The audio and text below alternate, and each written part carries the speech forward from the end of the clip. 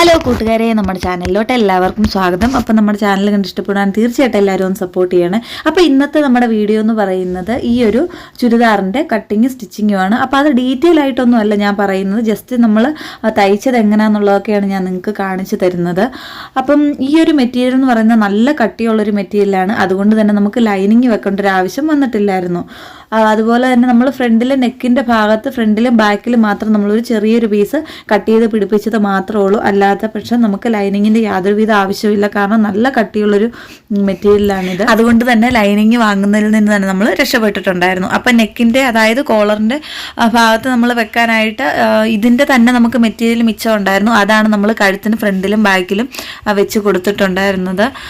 അതുപോലെ തന്നെ സ്ലീവ് എന്ന് പറയുന്നത് നമ്മൾക്ക് പഫ് സ്ലീവാണ് ചെയ്യണമെന്ന് വിചാരിച്ചപ്പോൾ 3 മെറ്റീരിയൽ എന്ന് പറഞ്ഞു. അപ്പം 3ഉം ഈ ഒരു സെയിം കട്ടിയിൽ തന്നെ നമുക്ക് മെറ്റീരിയലാണ് കിട്ടിയിട്ടുണ്ടായിരുന്നത്. അപ്പോൾ അത് 3ഉം നമ്മൾ സ്റ്റിച്ച് ചെയ്യുന്നതിൻ്റെ വീഡിയോ നമ്മൾ അപ്ലോഡ് ചെയ്യുന്നുണ്ട്. അപ്പോൾ ഫസ്റ്റ് വീഡിയോ ആണ് ഈ ഒരു ടോപ്പിൻ്റെ വീഡിയോ എന്ന് പറയുന്നത്.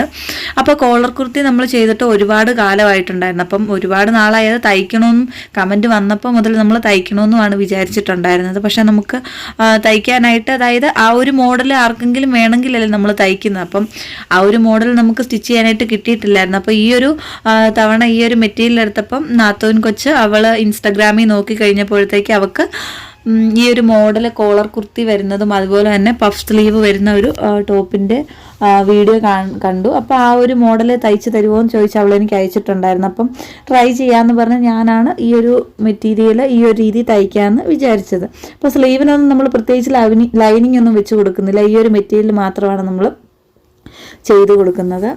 ഒരു പക്ഷേ ലൈനിങ്ങും കൂടെ വെച്ച് കൊടുക്കുകയാണെങ്കിൽ അതിന് ഒരുപാട് കട്ടിയായി പോകും. അത് ചിലപ്പോൾ നമുക്ക് സ്റ്റിച്ച് ചെയ്യുമ്പോഴത്തേക്ക് നൂലല്ല സൂചി ഒടിയാനും അതുപോലെ തന്നെ നൂല് പൊട്ടിപ്പോകാനൊക്കെ ഉള്ള ചാൻസ് കൂടുതലാണ്. അതുകൊണ്ട് തന്നെ നമ്മൾ ലൈനിങ് ഒന്നും വെച്ച് കൊടുത്തില്ല. അപ്പം നമ്മുടെ ഫസ്റ്റ് സ്റ്റിച്ചിങ് ആണിത്. അതായത് നമ്മൾ 3 മെറ്റീരിയൽ വാങ്ങി അതിലെ ഫസ്റ്റത്തെ ടോപ്പാണ് നമ്മൾ സ്റ്റിച്ച് ചെയ്യുന്നത്. അതുകൊണ്ട് ആദ്യമേ എങ്ങനെ ഉണ്ടെന്നുള്ളതൊക്കെ നോക്കിയതിന് ശേഷം ഇനി അടുത്തതിന് ലൈനിങ് വേണമെങ്കിൽ നമ്മൾ സ്റ്റിച്ച് ചെയ്യാമെന്ന് ഓർത്താണ് നമ്മൾ ഈ ഒരു മെറ്റീരിയൽ ആദ്യമേ സ്റ്റിച്ച് ചെയ്യാനായിട്ട് എടുത്തത്. പക്ഷേ അത് തയ്ച്ചുകൊണ്ടിരുന്നപ്പോൾ തന്നെ എനിക്ക് മനസ്സിലായി നമുക്ക് ലൈനിങ് വെക്കേണ്ട ആവശ്യമൊന്നുമില്ല. കാരണം നമ്മൾ മടക്കി അടിക്കേണ്ട ഭാഗം, അതായത് സ്ലിറ്റിൻ്റെ സൈഡൊക്കെ നമ്മൾ മടക്കി അടിക്കുമ്പോൾ അത് സൂക്ഷിച്ചില്ലെങ്കിൽ നമുക്ക് സൂചി ഒടിയാനുള്ള ചാൻസ് കൂടുതലായിരുന്നു. എൻ്റെ 2 സൂചി നമ്മൾ തയ്ച്ചപ്പം ഒടിഞ്ഞു പോയിട്ടുണ്ടായിരുന്നു. അപ്പം അതെല്ലാം നോക്കിയതിന് ശേഷം എനിക്ക് മനസ്സിലായി നമ്മൾ ഈ തരത്തിലുള്ള തുണിയൊക്കെ എടുക്കുമ്പോഴത്തേക്ക് നമുക്ക് ലൈനിങ്ങിൻ്റെ ആവശ്യമേ ഇല്ല, നമുക്ക് ആ ഒരു രീതിയിൽ തന്നെ തയ്ച്ചെടുക്കാനായിട്ട് പറ്റും. അപ്പം ലൈനിങ്ങിൻ്റെ പൈസ നമുക്ക് അവിടെ നിന്നും ലാഭിക്കാനായിട്ട് പറ്റുമെന്ന് എനിക്ക് മനസ്സിലായി. അപ്പം ഈ ഒരു മോഡലിൻ്റെ ഡീറ്റെയിൽ വീഡിയോ നമ്മൾ ഇനിയൊരു സ്റ്റിച്ചിങ്ങിൽ തീർച്ചയായിട്ടും ഇടുന്നതാണ്. കാരണം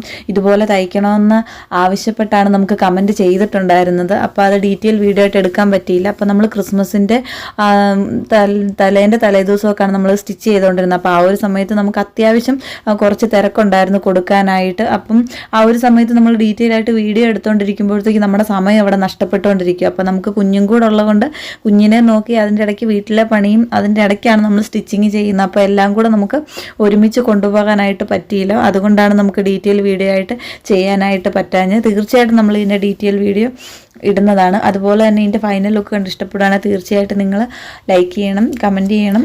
സബ്സ്ക്രൈബ് ചെയ്യാത്തവരാണ് തീർച്ചയായിട്ടും ഒന്ന് സപ്പോർട്ട് ചെയ്യണം. അപ്പം നമ്മുടെ ചെറിയ ചാനലാണ്, നിങ്ങളുടെ സപ്പോർട്ട് ഉണ്ടെങ്കിൽ മാത്രമാണ് നമുക്ക് ഇതിൽ നിന്ന് വിജയിക്കാനായിട്ട് പറ്റത്തുള്ളൂ. അതുപോലെ തന്നെ ഈ തരത്തിൽ വീഡിയോസ് നിങ്ങൾക്ക് ഇഷ്ടമാണെങ്കിൽ തീർച്ചയായിട്ടും അതും കമൻറ്റ് ചെയ്യണം. അങ്ങനെയാണെങ്കിൽ നമുക്ക് ഈ തരത്തിലുള്ള വീഡിയോസൊക്കെ എടുത്ത് ഇടാനായിട്ട് എളുപ്പമുണ്ട്. കാരണം നമ്മൾ സാധാരണ രീതിയിൽ നമ്മൾ സ്റ്റിച്ചിങ് ഒക്കെ എഡിറ്റ് ചെയ്തിടുമ്പോഴത്തേക്ക് നമുക്ക് സ്റ്റിച്ചിങ് മാത്രമാണ് കാണിക്കാൻ പറ്റത്തുള്ളൂ. അതിൻ്റെ പിന്നാമ്പുറത്തോട്ട് എങ്ങനെയാണെന്നുള്ളത് നിങ്ങൾ ആരും അറിയുന്നില്ല. അപ്പം ഈ തരത്തിലുള്ള വീഡിയോസൊക്കെ ഇഷ്ടമാണെങ്കിൽ തീർച്ചയായിട്ടും കമൻറ്റ് ചെയ്യണം. അതുപോലെ തന്നെ ഫൈനൽ ലുക്ക് ഇഷ്ടപ്പെടുവാൻ തീർച്ചയായിട്ടും സപ്പോർട്ട് ചെയ്യണേ. അപ്പോൾ ഇതാണ് നമ്മുടെ ടോപ്പിൻ്റെ ഫൈനൽ ലുക്ക് എന്ന് പറയുന്നത്. തേച്ചതായിരുന്നു, പക്ഷേ ചെറുതായിട്ടൊന്ന് ചുളുങ്ങി പോയിട്ടുണ്ട്, അതുകൊണ്ടാണ്. അപ്പോൾ ഇത്രയേ ഉള്ളൂ നമ്മുടെ വീഡിയോ. വീഡിയോ ഇഷ്ടപ്പെടുവാൻ സപ്പോർട്ട് ചെയ്യണം. അപ്പോൾ നമുക്ക് വീണ്ടും അടുത്ത വീഡിയോയിൽ കാണാം. Tata, bye bye.